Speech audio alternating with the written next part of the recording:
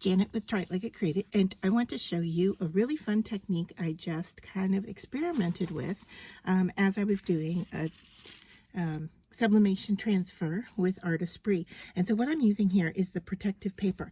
Now once you've used your protective paper in sublimation, if it has ink on it, when you did your transfer, you don't want to use it again for sublimation.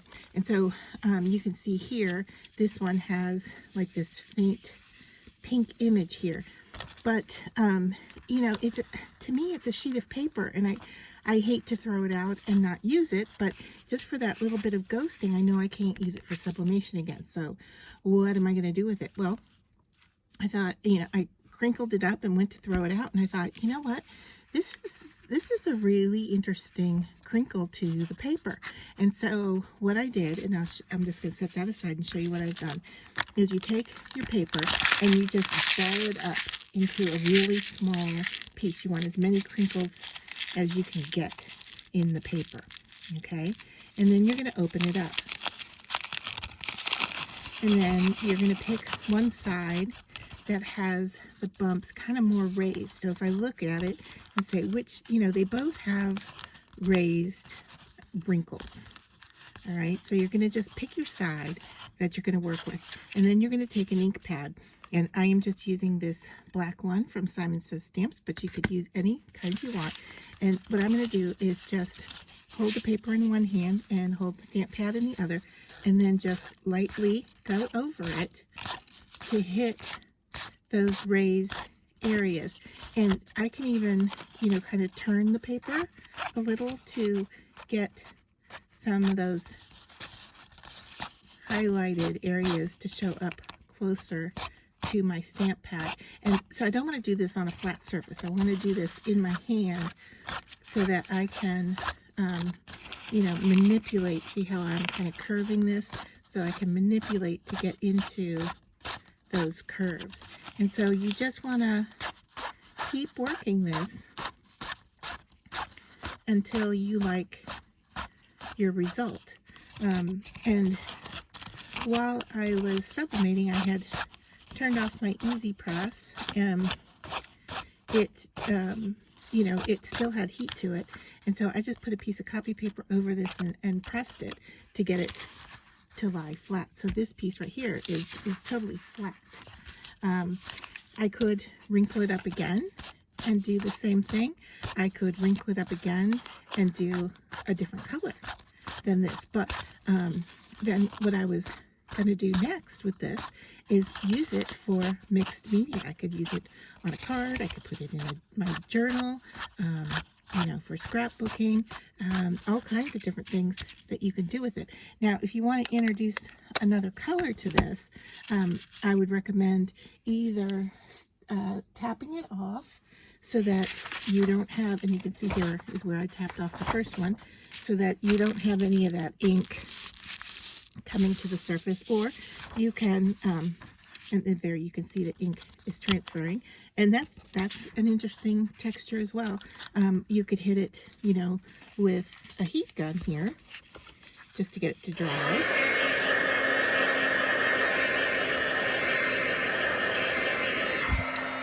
But I basically, if I smush it again, I don't want to spread the ink color. So I am just going to set this one aside and bring in this one because I know it's dry.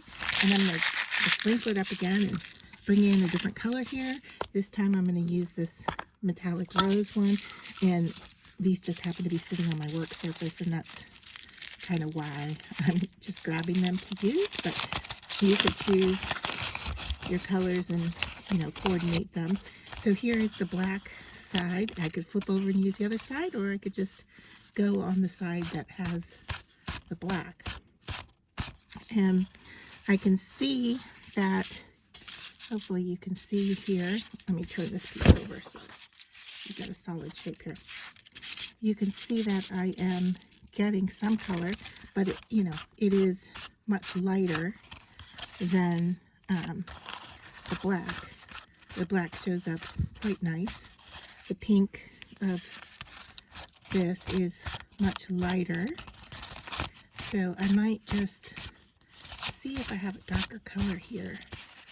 that I could grab in, bring into this, but I do like kind of the subtleness of that with it. Let me just reach up here and see what other ink pad colors I have. I tend to have a lot of black sitting out.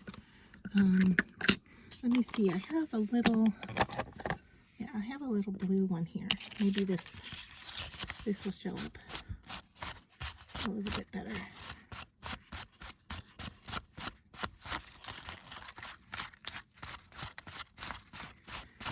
So yeah, with multiple colors, I mean, you could just go on and on and on with this, adding to your wrinkles and getting different colors on here. Let me bring in a piece of white, so maybe that will show up a little bit better. Even if I'm getting more flat shapes of color instead of on the wrinkles, I'm okay with that. You know, for mixed media, this could be quite nice. Let me see what I have here that I can bring in that's white to put behind this. Sorry, this is going to be reflective, I think, but there, I think if I bring it up to the camera, can you start to see there's the blue, there's some of the rose. So yeah, this is still wrinkled, but I could press it flat and it will have that wrinkled look to it. But then I could die cut this, I could put it on a card, I could, you know, tear it up and use it as texture in my journal. But just a, you know, kind of a fun way to use your, what could potentially end up going into the trash as, you know, a nice textural piece of paper.